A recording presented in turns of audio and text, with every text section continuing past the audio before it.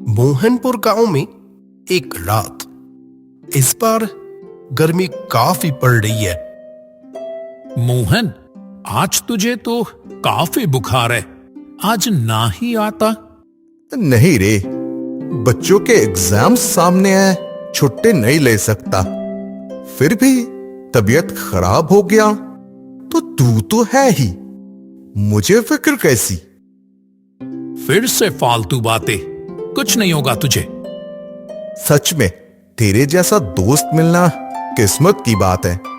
हादसे में माता पिता के गुजर जाने के बाद तू और चाची ने जिस तरह मुझे संभाल के रखा था।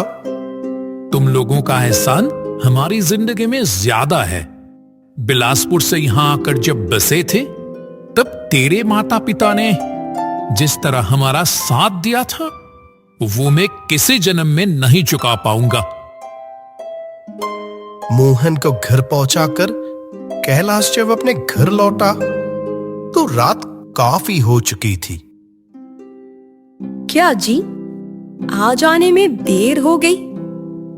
मोहन के घर गया था, इसीलिए देर हो गई। क्यों, देवर जी आज आपके साथ पढ़ाने नहीं गए थे? हाँ, उसे बुखार हुआ है, इसलिए उसे घर पहुंचा कर आया। क्या तबीयत ज्यादा खराब है? आज रात दवाई खा लेगा तो सुबह तक ठीक हो जाएगा। ओ, बातों बातों में तो कहना ही भूल गई। आज आपकी ये चिट्ठी आई है। मेरी चिट्ठी? कहां? लाओ दिखाओ।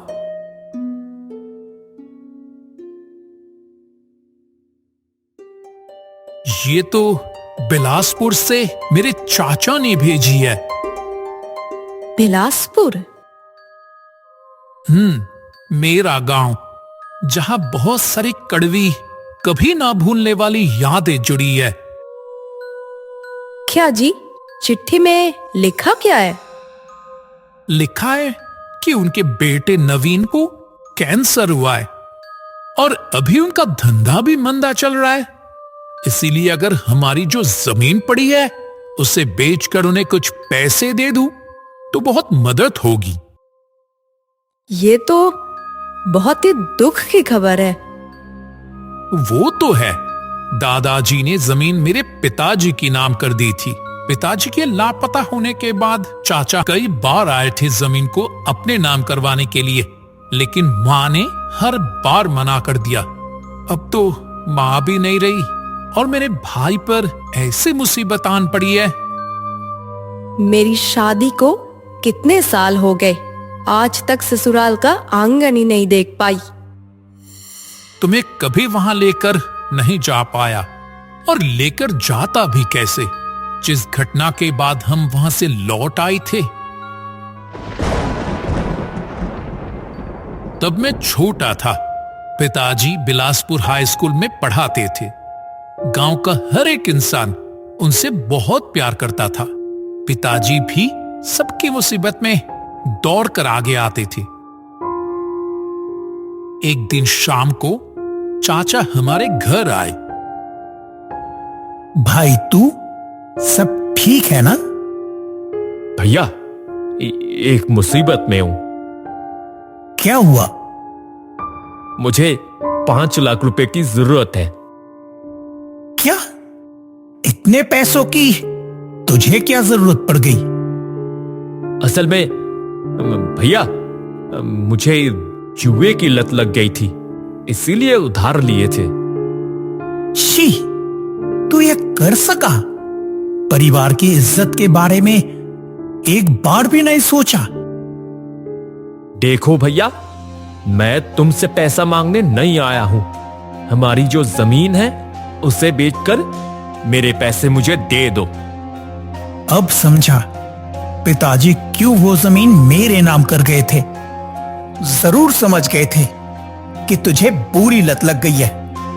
कहां ठीक से काम वाम करेगा वो नहीं, आवारा लड़कों के साथ रहेगा तो ऐसा ही होगा। मैं तुम्हारा भाषण सुनने यहाँ नहीं आया हूं। जमीन कब बेचोगे वो बोलो। वाह, बड़े भाई के साथ बात करने का क्या तरीका है? सुन, वो जमीन मैं सरकार को दे दूंगा ताकि वहां एक सरकारी अस्पताल बन सके। क्या अस्पताल? वहां शराब की दुकान खुले तो कितना अच्छा होगा जानते हो? कितने लोग वो जमीन खरीदना चाहते हैं। मान जाओ, अच्छे पैसे मिलेंगे। तू चाहे जितना बोल ले, वो जमीन मैं नहीं दूंगा। अच्छा, ऐसी बात है। देखता हूं फिर।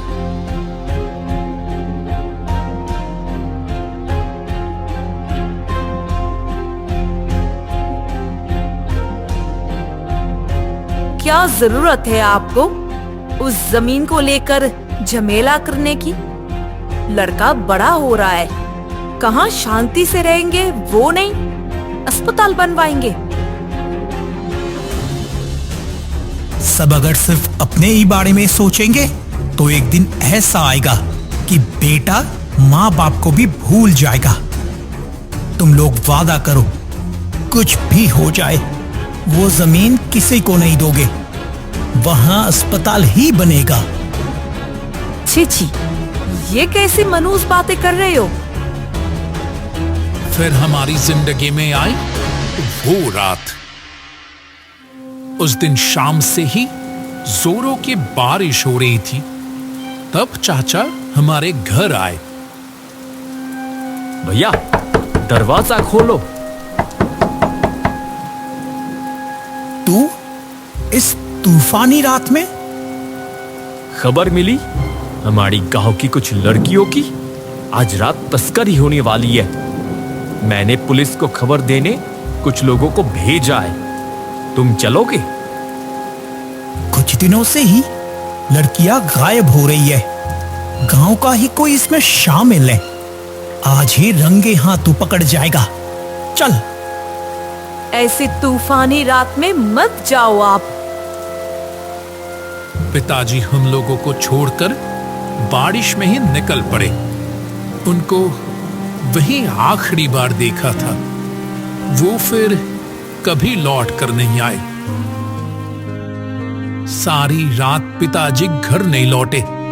हम लोगों के ऊपर उस रात क्या बीती, ये बताने के लिए आज भी मेरे पास लफ्ज नहीं है। सुबह होते ही चाचा आकर बोलते हैं, पिताजी ही उस तस्करी करने वालों का सरदार थे। पुलिस देखते ही गांव छोड़कर भाग गए। मैं और मां तो किसी भी हाल में इस पर यकीन नहीं कर पाए। जो हमेशा दूसरों के बारे में पहले सोचता था, वो ऐसा कभी नहीं कर सकता। गांव के बहुत से लोग आकर हम लोगों को भला बुरा कहते जाते हैं। दिन ब दिन वहां रहना मुश्किल हो जाता है। भाभी, आप लोग यहां नहीं रह पाओगे। यहां से आप लोग चले जाओ। इस घर पर हम रह लेंगे। उसी रात मैं और मां यहां चले आए। यहां आने के बाद दोस्त मोहन के माता पिता ने हमें साया दिया। समझने ही नहीं दिया कि उनके साथ हमारा खून का कोई रिश्ता नहीं। मोहन के पिता मेरे पिता के बहुत अच्छे दोस्त थे। उन्होंने यकीन नहीं किया था कि मेरे पिता ऐसा कुछ कभी कर सकते हैं। लेकिन पिताजी जब जानेंगे कि मैं एक जरूरतमंद के लिए जमीन बेचूंगा, तो वो खुश ही होंगे। न, बिलासपुर जाना ही होगा। मोहन ठीक हो जाए तो उसे भी कहूंगा साथ चलने को। अगले दिन सुबह मोहन के घर जाता है कैलाश। दोस्त को ठीक देखकर खुश होता है वो भी। चिट्ठी की बात बताने पर तेरे पिता की आखिरी ख्वाहिश थी वहां अस्पताल बने, वो बेच देगा। भाई बिना इलाज के मर जाएगा, ये कैसे होने दूं बता। पिताजी भी शायद चाहते हैं कि इलाज के लिए ही जमीन बेची जाए। ठीक है, जब तू चाहता है वैसा ही होगा। तो कब जा रहे हैं? अब देर क्यों, शनिवार को ही चल। चाचा को चिट्ठी लिख देता हूं। शनिवार की सुबह ही कैलाश और मोहन दोनों दोस्त बिलासपुर निकल पड़ते हैं। वो बिलासपुर जब पहुंचे तो शाम हो चुकी थी। क्या तेरे चाचा नहीं आए? चाचा का घर तो जानता ही हूं, ठीक पहुंच जाएंगे। चाचा का घर क्या, बोल तेरा घर। तू और चाची बहुत अच्छे इंसान है, इसीलिए एक पैसे भी बिना लिए घर उनके नाम कर दिया। अच्छा ठीक है, चल अब। वो खड़ा है ठेला।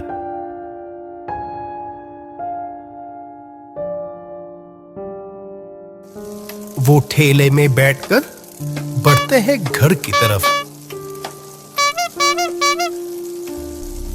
मोहन, वो रही जमीन।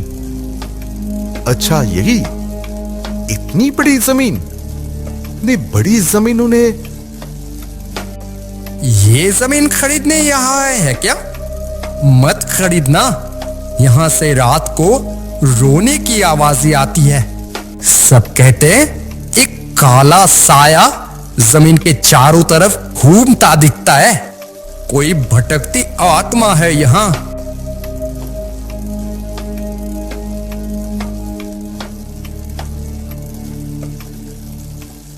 ठेले से उतरकर कैलाश कुछ देर घर की तरफ देखता रहता है। बहुत से पुरानी यादें आंखों के सामने ताजा हो जाती है।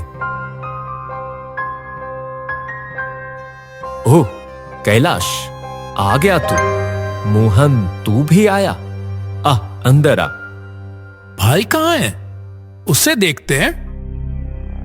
वो तो अस्पताल में। मैं कागजात लेकर आता हूं, दस्तखत कर दे फिर। क्या हूं, अभी तो आए। पहले अस्पताल में भाई को देखते हैं, उसके बाद ही तो जमीन बेची जाएगी। उसे देखकर बहुत दुख होगा तुम लोगों को, इसीलिए। यह कैसी बात हुई? भाई को देखने आए हैं और उसे ही नहीं देखेंगे? ठीक है, कल सुबह दिखाने ले जाऊंगा। ठीक है। तुम लोग आराम करो, मैं खाना देता हूं।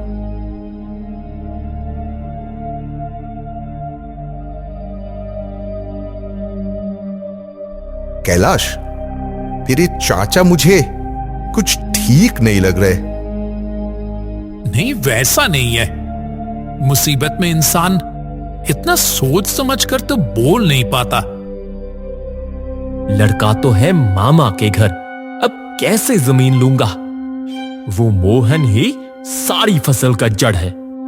कैसे बताऊं, कर्जे में सर तक डूबा हुआ हूं। सोचा था आज ही दस्तखत करवाकर दलालों को बेच दूंगा जमीन। रात को तो मिलने को कहा है, एक बार जाकर मना करना पड़ेगा। फिर एक दिन का वक्त लेना होगा। रात काफी गहरी है। मोहन सो गया, लेकिन कैलाश को बिल्कुल नींद नहीं आ रही थी। बार बार अपने पिता का चेहरा याद आता रहा उसे। जमीन मत देना बेटा। पिताजी!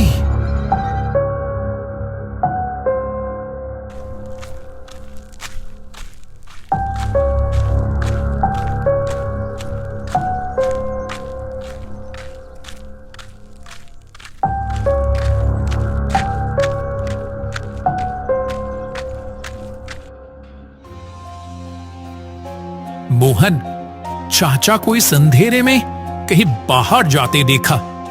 चल तो।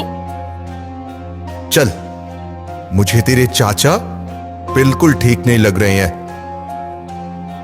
वो लोग हरी का पीछा करके देखते हैं, वो उसी जमीन पर आया है। वहां और भी कुछ लोग हैं। वो लोग छिपकर उनकी सारी बातें सुनते हैं। वाह, तो ये है आपका असली चेहरा। अच्छा, तो मेरे पीछे पीछे आया था। चलो अच्छा ही हुआ, सब जान ही लिया है। तेरी मौत लगता है मेरे हाथों ही है, जैसे तेरे बाप को मारा था। हरि की बात सुनकर जैसे कैलाश के सर पर आसमान टूट पड़ा। क्या कहा आपने? हाँ, ठीक कहा। अब तेरी बारी। ये जमीन अब मेरी होगी।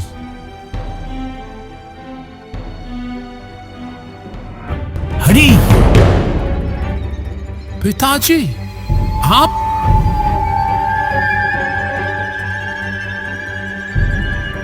तुझ पर कोई मुसीबत आई और मैं नहीं आऊंगा? मेरे भाई ने धोखा देकर मुझे मारा था। भैया, तुम तो मर गए थे। मैं मर गया हूं, पर मेरी आत्मा आज भी यही है। उस दिन मेरे भाई ने झूठ बोलकर यहां लेकर आया था। भाई, तू मुझे यहां लेकर आया? तुम्हें सच कहने, पुलिस ने सही पकड़ा था। इस गांव का ही कोई लड़कियों के तस्करी में शामिल है, और वो हूं मैं। तू इतना नीचे गिर गया है? मुझे पैसों की जरूरत है, बहुत सारा, और ये जमीन तुम नहीं दोगे ना। आज एक तीर से 2 निशाना लगाऊंगा। तुम्हें मारकर तुम्हारी इस प्यारी जमीन में गाड़ दूंगा और कहूंगा तुम ही इसके सरदार हो। मैं बनूंगा गवाह और एक लड़की को सिखा दूंगा तुम उसे तस्करी करने जा रहे थे और मैंने उसे बचाया है। नहीं, छोड़ दे मुझे।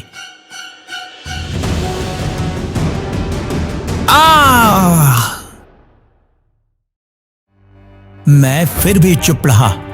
जुआ, तस्करी, खून, और आज मेरे बेटे को इतना लालच तेरा। आज तू मेरे बेटे को मारने की कोशिश कर रहा है। इसकी सजा आज तुझे मिलनी होगी। तुझे और जीने का कोई हक नहीं है। नहीं, नहीं भैया, नहीं।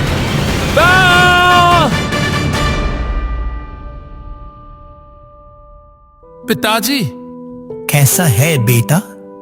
तुझे कुछ हुआ तो नहीं? पिताजी, आप लौट आइए पिताजी। अरे पगले, ऐसा भी होता है क्या? मेरी 2 बात मानेगा बेटा? बेटे अपने पिता के लिए कितना कुछ करते हैं, और मैं आपके लिए कुछ भी नहीं कर सका। तेरी माँ जब आखिरी वक्त में थी तब कितनी रातें जागा था तू, मैं सब जानता हूं। मेरा शरीर आज भी यहां है। बेटे के हाथों आग मिलेगी तो ही मेरी मुक्ति होगी। मेरे लिए तो तेरी माँ इंतजार कर रही है, और यहां एक अस्पताल बनाना मेरी कितने दिनों की ख्वाहिश थी। तेरे साथ जब मोहन है तो मुझे और कोई फिक्र नहीं। बेटा, मैं चलता हूं। तुम लोग ठीक से रहना, खुश रहना। पिताजी, पिताजी!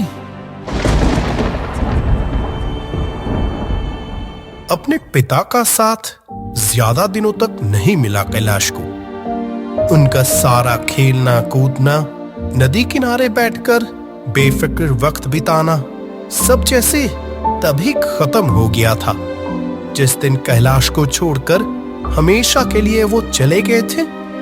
अपने पिता उसे बहुत बेरहम लगे थे उस दिन, पर आज वो समझा है, जिंदगी की सबसे बड़ी संकट के वक्त अगर एक बार पीछे मुड़कर देखे तो वो हैं चुपचाप, खामोशी से। कोई जानता नहीं, देख नहीं पाता, लेकिन शायद पिता ऐसे ही रहते हैं, इसी तरह खामोशी से